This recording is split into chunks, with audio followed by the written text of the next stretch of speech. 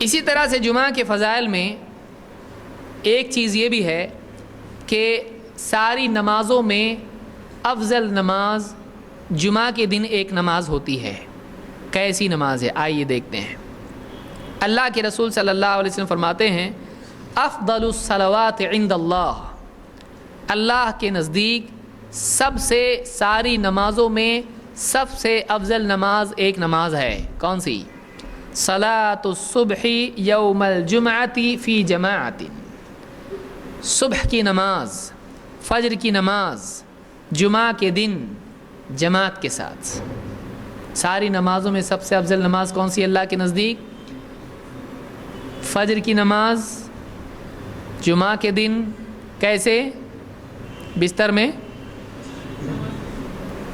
بہت سے لوگ ہمارے فجر کی نماز کہاں ہوتی ہے؟ خواب میں ہوتی ہے۔ نیند میں سے اٹھے، پھر دیکھا سورج نکل گیا، اس کے بعد پھر کیا ہوگا؟ دانت وانت گھسنے میں، پھر اس کے بعد گاتے گاتے نہانے میں، پھر اس کے بعد سب تیاری کیے، پھر جا کے 10 بجے جا کے آدمی اللہ اکبر پڑھتا ہے۔ کتنے لوگ ہیں جو الارم بھی لگاتے ہیں 10 بجے کا، 9 بجے کا، 8 بجے کا، ہے کہ نہیں؟ ہاں، کیوں؟ صبح اٹھ کے جائیں گے آرام سے۔ کیوں بھائی ایسا کیوں؟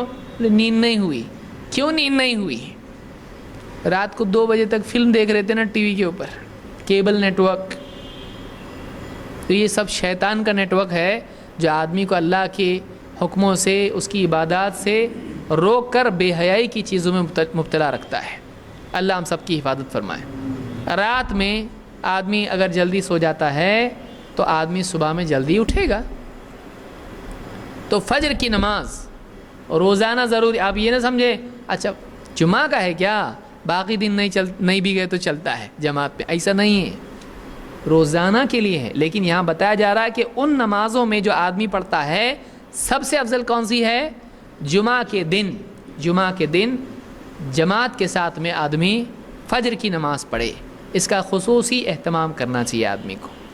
تو یہ حدیث امام البیہقی نے شعب الایمان میں اور ابو نعیم الاصفہانی نے اس کو حلیۃ الاولیاء میں ذکر کیا ہے، اور یہ صحیح روایت ہے۔ شیخ الالبانی نے سیل جامع صغیر میں اس کو صحیح کہا ہے۔